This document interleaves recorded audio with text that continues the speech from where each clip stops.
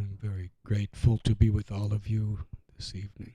Thank you especially to Victoria and Teresa for giving me this invitation. Actually, whatever I wanted to say, you already said. But you said it so concise and eloquently. But I'm really honored to be here. Thank you very much. I was asked to speak on the subject of managing the mind. And for a little Swami like me to be in NASDAQ is certainly a cultural experience. I haven't had a bank account or signed a check since 1969, and I've never owned stock. But somehow or other, I'm still breathing, my heart is still beating, and I'm quite happy, actually. John Milton wrote in his Paradise Lost that the mind is its own place. In itself, it can make a heaven of hell or a hell of heaven. So much of what we experience as reality is how we perceive things. That's very much the nature of the mind. If a person has green-colored glasses, everything kind of looks green. If a person has yellow-colored glasses, things look yellow. If a person has clear-colored glasses, we see things as they are. So our sense perception, how we hear, how we see, how we smell, how we touch, how we taste, what to speak of how we think and how we feel, are all very much being filtered through the mind.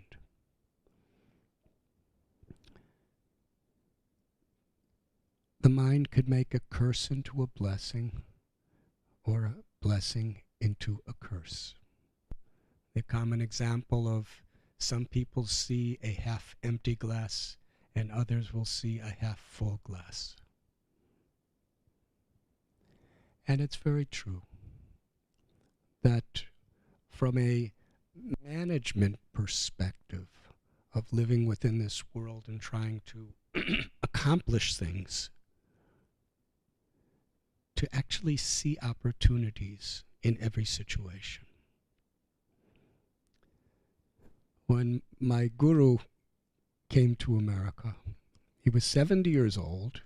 He left a holy place in India and took a cargo ship from Calcutta.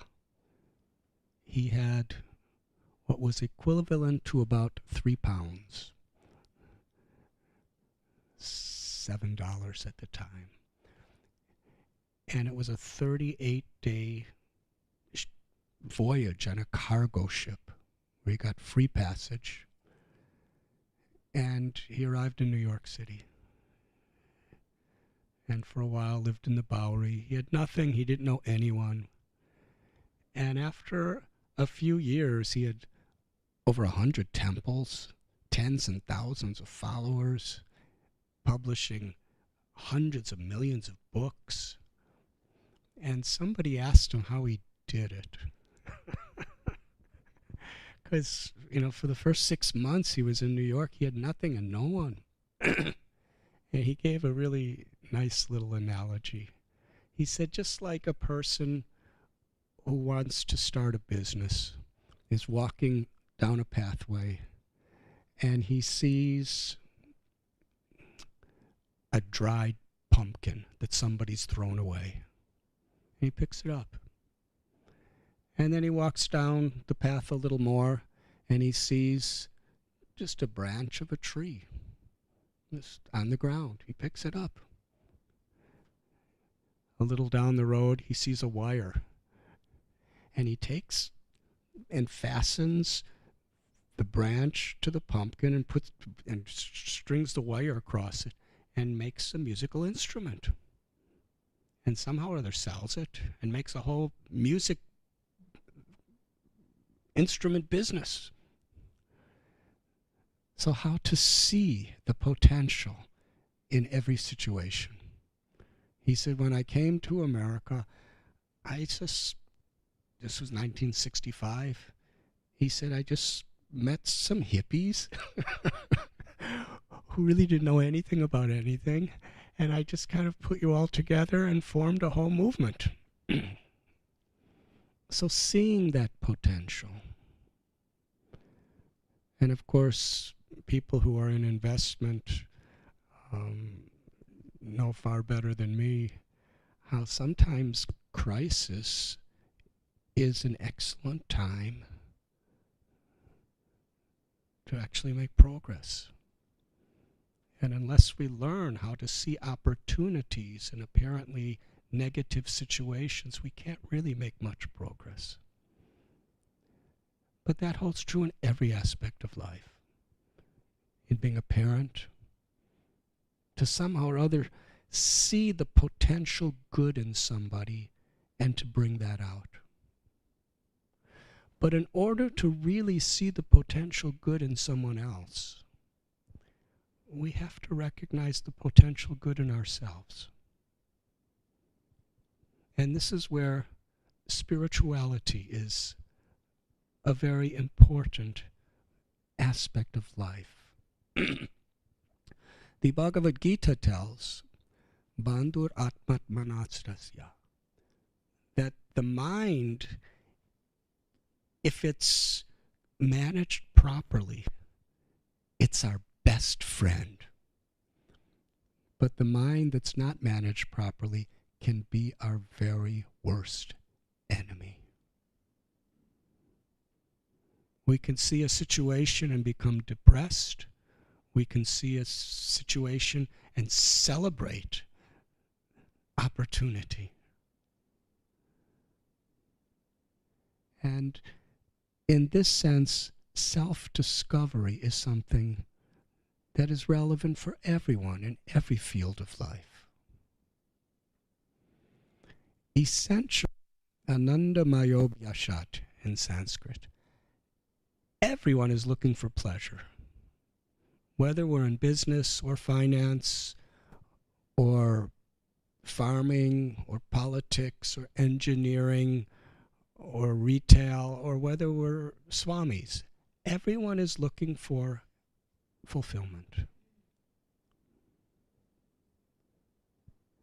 Even the little ant that's crawling on the kitchen counter is looking for some happiness.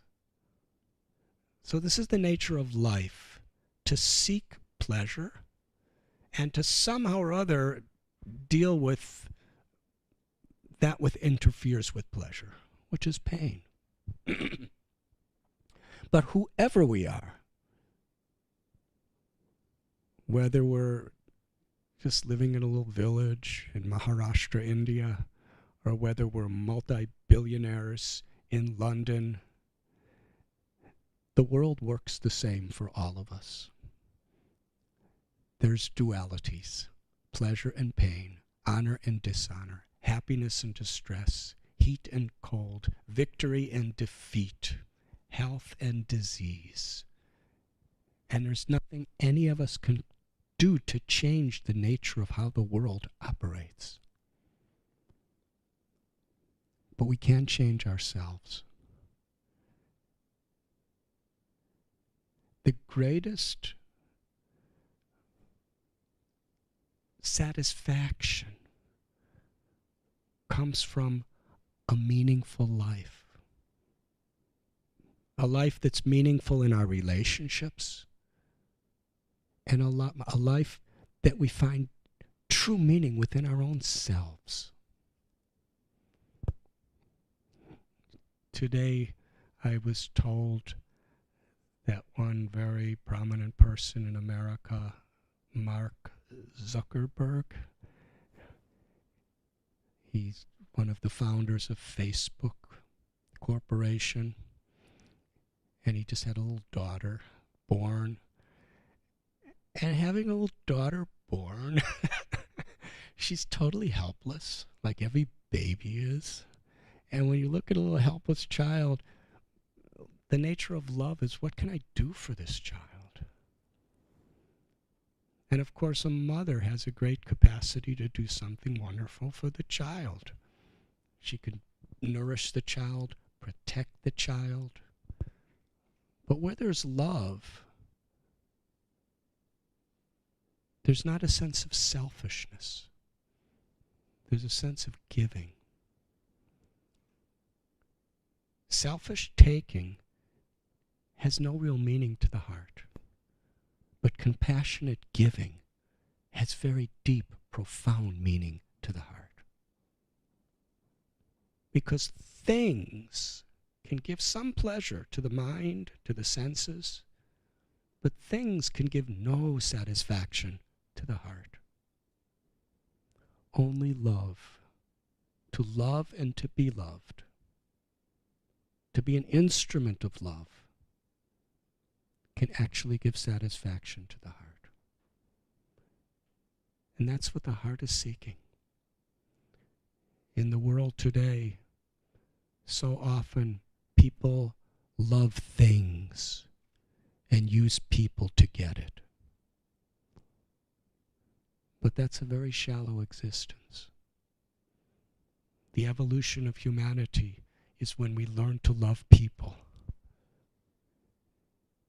and use things for that purpose. Going from the obsessive need to acquire more and more to the joy of giving. That's a meaningful life. So Mr. Zuckerberg saw his little baby and obviously was thinking, what can I can't really help my baby unless I help the world, because the baby's part of the world. So he's giving 99% of his wealth, what I was told, about $42 billion, in charity. And obviously, he's really happy about that. And people will actually respect him for that. Will people love him around the world and respect him more for how much he accumulates in his bank account or how much he's giving to help other people? I know one very, very powerful industrialist in India. He's one of the biggest in the country. He was number 3 for many years, and then things changed, but he was still very strong. But he met a guru who just gave him an inspiration that the greatest meaning and fulfillment in life is how we could make a difference to others. A few years later, he was in Minnesota. I met him just after. He was awarded the International Lions Club Humanitarian of the Year before Mother Teresa got it. When he passed away a few years ago, people loved him, not because of his bank account, but because of the meaningful compassion of his life. Do we want to be envied? Do we want to be respected for what we have? Or do we want to be loved for who we are? These are basic questions that we should take the time to ask ourselves, whoever we are. I was a few years ago in a hotel in Beverly Hills where there was a big conference. It was called the Mike Milken Global Conference. And I was asked to give morning meditations. But I went to one event where a couple thousand people attended. And there was a panel of leaders. There was the CEO of Safeway Foods. There was the CEO of Wynn Hotels and Casinos. There was this one lady who was the most successful scientist to create cures for cancer. And there was one other person. He was formerly manager for the New York Yankees. Do all of you know what the New York Yankees are? It's a baseball team. Baseball is kind of a strange offshoot of cricket. But it's the most popular sport in America for about a century.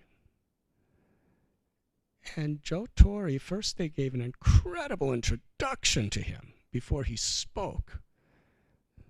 And I'm going to share it with you very briefly. The introduction was that he was one of the greatest players in the history of baseball. While he was playing, he was the most valuable player in the whole league many times. He was always on the All-Star team. He was in the Hall of Fame. And then he got old like the rest of us. And that's something, no matter who you are, you're going to get old. And he had to retire, and he became a manager. He was a manager in St. Louis. And the New York Yankees were really doing miserable. 15 years they were not in a playoff. And they kept firing and hiring managers. And finally, the owner of the team hired Joe Torre. And all the press of New York and the country were blasting against the manager. You are a fool. This is ignorance. He's a useless person. He can't do anything. And he was manager for 12 years. 12 years they were in the playoffs. They were in 6 World Series. They won 4 World Series. And they said all these things. And he was awarded one of the 3 greatest managers in the history of the sport. And then they asked him to speak. And they asked, what is the most fulfilling part of your life? And he said, actually, compared to this lady who's curing people of cancer, I'm not doing anything. And then he told, when he was managing the team, when they would lose a game, he would tell all of the players to be happy. You should be happy for the people who want us because they're happy. In every game, someone has to win and somebody has to lose. So they're really happy that they won, so you should be happy for them. But at the same time, you should learn your lessons of how you could do better. And that was the psychology, how he created such a winning team. And then he told, when he was a child, he was from a very abusive, broken home. There was alcoholism, there was violence, there was harshness. When he was a child, he suffered so bad. He said, I just wanted to escape my home. And he was born in New York City. So he would just go to some street or some little empty lot and play baseball. And baseball for him was a way of releasing all of the tension and stress and anxiety, and he would hit that ball so hard, just taking out his frustrations. And that's how he became so good. He said the most meaningful, fulfilling, and important thing he's ever accomplished in his life is not getting hundreds of millions of dollars for his team, not winning championships and getting awards. He said he started a foundation to help kids from abused homes in the inner city schools. He said, when I see these children and I know that they feel totally unloved and afraid and no one to talk to, I was there. When I see them smiling, they have counselors, they have psychologists, they have various programs to engage these people and activate them, these children. He said, when I see the happiness and hope in their eyes, that is the most fulfilling thing of my life. And then he said something really special. He said, actually, it wasn't my idea to establish this foundation. It was my wife's idea. I'm just assisting her. So, does accomplishment actually bring fulfillment to the heart? Or does making a positive difference in the world through compassion? These are real questions. If we have children, what do we really want them to inherit from us? Our values? Or just some wealth? Wealth has great purpose if they're built on a foundation of values. There's a saying, if you lose your wealth, you lose nothing. You can get it back somehow or other. If you lose your health, you really lose something. But if you lose your values and your character, you lose everything.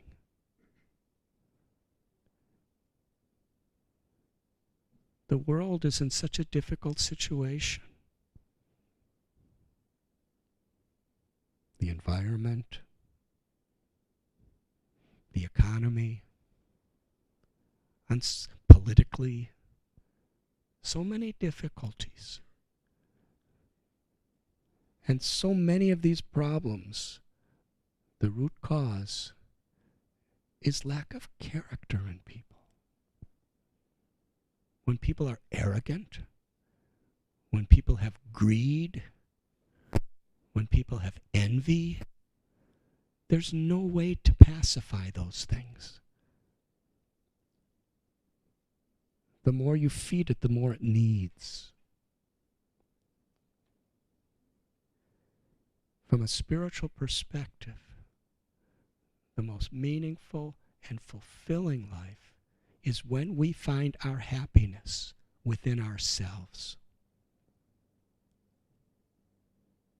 Love, compassion. And then whatever we do and whatever we have, we use those things as a way of expressing our compassion and our love. In the Bible, there's a beautiful verse. What profiteth a man who gains the whole world, but who loses their own soul? And when I grew up in America, I heard this verse and I was thinking, this is what religion is. It's not about what you call yourself. It's not about how many pages you memorize from scriptures.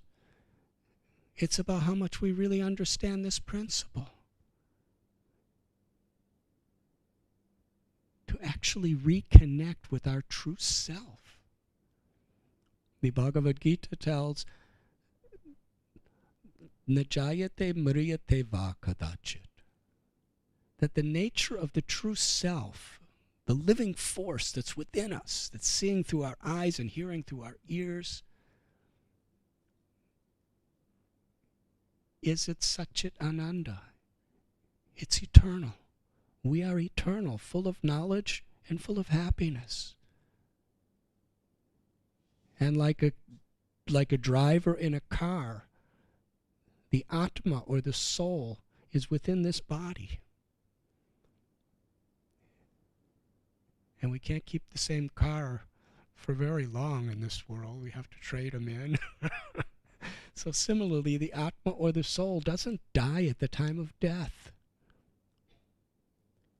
And the nature of the soul is we're part of the Supreme Soul, or God, who has many names in many religions. In our religion we call Krishna.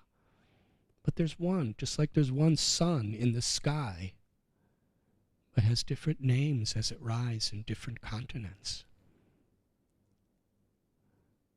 To feel that love, to feel God's love, and to awaken our own love, Vidyavanaya Sampane Brahmani Gabhihastini.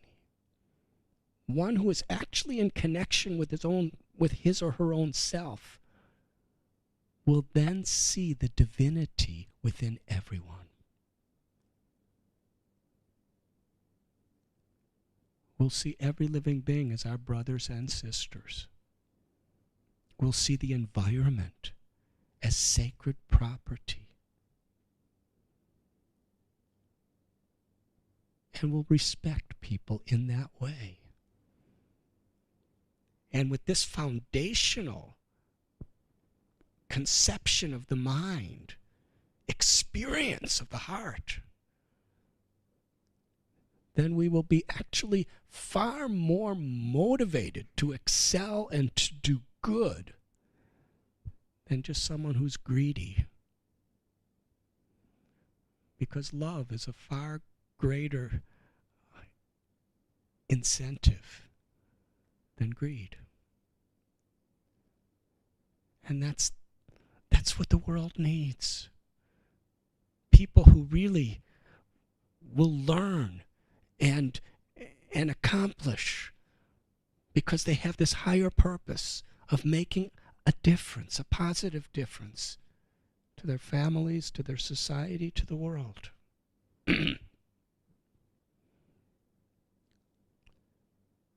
If you water the root of the tree, naturally, that water goes to every part of the tree, the leaves, the branches, the flowers.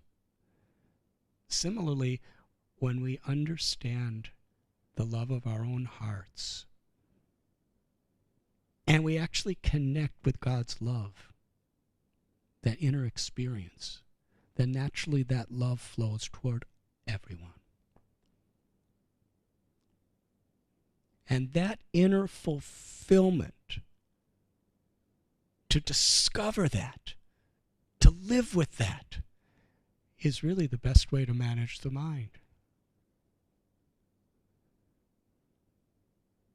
Because it's foundational. I'm going to end by telling a little story. My mother and father, if you read The Journey Home, this book that I read, I left home for a summer vacation in 1970. I had gone to one semester of college and I was coming to Europe, and I never came back. I ended up hitchhiking from London to India. And my poor mother and father, they were quite helpless because there were no cell phones then. And I never had an address. So every month or so they'd get a letter. I'm in Afghanistan. I'm in Iran. I'm in the Himalayas living in a cave. And they just wanted me to come home. They couldn't express it. But in 1989, they came for their first trip to India to visit me. And they had a wonderful experience. It really transformed them. But we decided one day to go sightseeing. So from Mumbai, there's a place called the Gateway of India, which was built by the British. And we took a ferry to an island called Elephanta. And there are, through a forest, there's just a little dirt pathway in those days. There's some historic caves with ancient carvings in them. So we were going there. We stepped off the ferry. We were walking through the forest. Now, my mother and father are from the suburbs of Chicago. They were in their late 60s at the time. Suddenly, mosquitoes started biting them. So they looked at me and asked, "Why have you brought us here?" So I said a little prayer, and somehow or other the mosquitoes went away. But something else happened. Suddenly, a huge brown fur male monkey jumped in front of my mother. And this monkey looked real mean. His green eyes stared at my mother's eyes. And then he opened his mouth so much that all his teeth and his sharp fangs were showing. He made a sound. And jumped toward my mother. She was horrified. Suburban lady from Chicago, this was really a culture shock. And he kept screaming louder and louder and louder and showing his teeth. Then he grabbed her purse. Now let me tell you something about that purse. This is 1989, before we had all of these computerized systems. Their passports, their visas, all their credit cards, all their cash, their airline tickets, my mother's jewelry, everything valuable. They were afraid to just leave it where they were staying. Everything was in that purse. The monkey was pulling the purse. And my mother pulled the purse, and the monkey pulled the purse, and then the monkey screamed and jumped right into her face. His teeth were wide open, mouth inches from her nose. And then he kicked her right in the chest with his hind legs, and my mother let go of the purse. The monkey ran away, and he climbed up a tree. My father looked at me and said, everything of value that we have is in that purse. And then my mother, who was really culture shocked, she said, you brought us here. What are you going to do about this? So I was thinking everything was going so good up until this point. And this could really disturb their experience of India. Because if you haven't seen in 1970 what Indian bureaucracy was, to get their visas and to get their credit cards and to get new passports would be days and days and days, maybe weeks of my old parents standing in lines in these offices all day. So I was thinking, what am I going to do? But the monkey was way up high in a tree, opening the purse. So I closed my eyes and prayed, because what else could I do except pray? And I opened my eyes, and I saw something. Just down the path, about a half a block away, there was a little push cart with a man who was selling fruit. So I ran up to him, and I asked him for a banana. Now, in those days, you can get like about 5 bananas. You could get a dozen bananas for a rupee in those days. He wanted 5 rupees for one banana, because he saw I was kind of desperate. But I'm a Swami, and Swamis, it's a religious act to give in charity to a Swami. So I said, I'm a sadhu, I'm a Swami, bakshish, give me charity. And he got really angry, and 5 rupees. I didn't have any money. My mother and father didn't have any money. The monkey had all our money. So sometimes in an emergency situation, sometimes even a good person can go bad. So that's what happened to me. I grabbed a banana and ran. he was totally insulted by a little Swami stealing one of his bananas. He picked up a stick and chased to beat me. And he was a faster runner than me. I was running and he was running, and he was just about to get me. And something happened. I believe it was divine intervention. Another monkey, a different monkey, jumped on his unattended little cart and started stealing his fruit. So he had much more to lose from that thief. So he left one thief to go back and fight off that other monkey. And meanwhile, I ran to the tree with my banana. And I saw our monkey. Would you like to know what he was doing? He was enthusiastically chewing on my mother's American Express credit card. And he was going to chew on everything in there. So I showed him the banana, and he kind of took a little interest. And then I threw it. And I wasn't such a good shot, which was kind of good because he had to actually jump from the branch to catch the banana. But in the process, he dropped the purse. And the purse came to the ground, and everything fell out, and I put it back in, and I presented it to my mother. She was so happy. My father and mother started embracing me. They said, "We are so proud of you.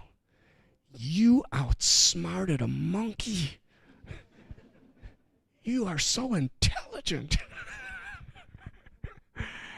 I never saw them so proud of me. And my mother, because I forget about these things, my mother gave me 10 rupees and said, "Give this to the fruit vendor." So I went and gave him 10 rupees. The fruit vendor was really happy. My mother and father were so happy. They were just so proud of their little son. And I looked up at the monkey, and he was eating the banana. He looked really happy.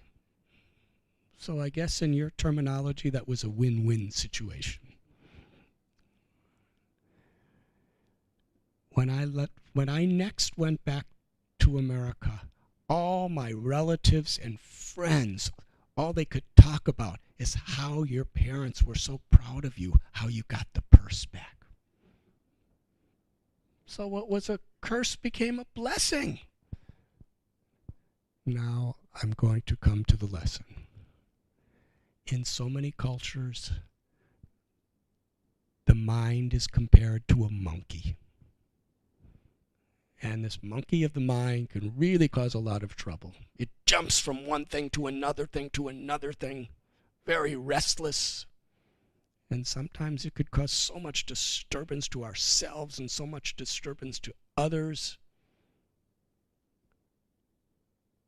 How to actually manage the monkey of the mind? By giving it a banana.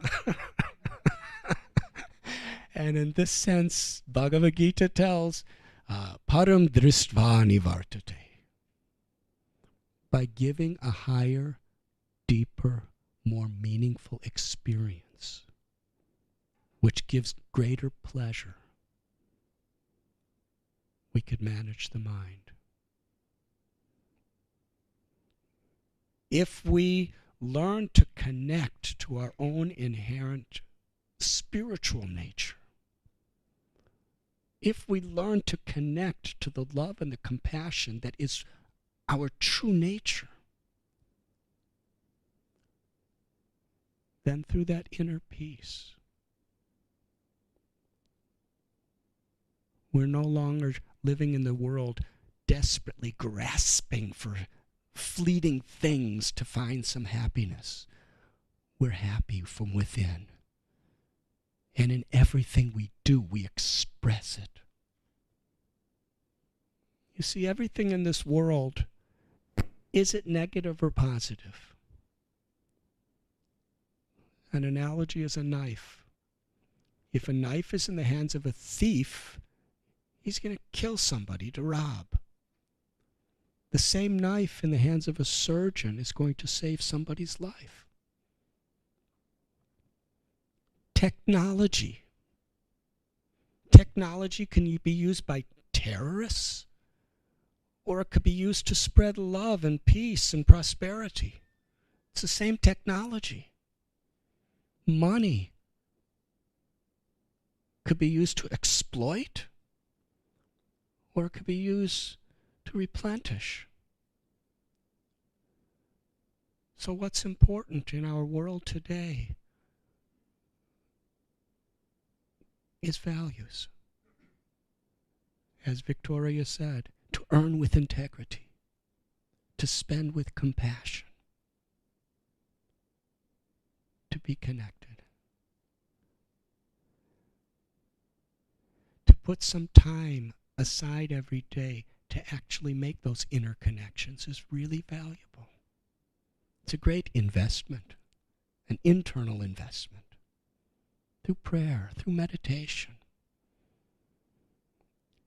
In our tradition, we chant God's names, beautiful mantras, to tune in to our own inner nature, to the values that are inherent within us. And we tune in, and then through our activities, we transmit those values through whatever we do. To be with people who encourage and inspire us to really focus on what's really meaningful and important in our lives, and how we can make a positive difference in the world, and how we can transform the various situations that we're in and into something very positive and very beneficial.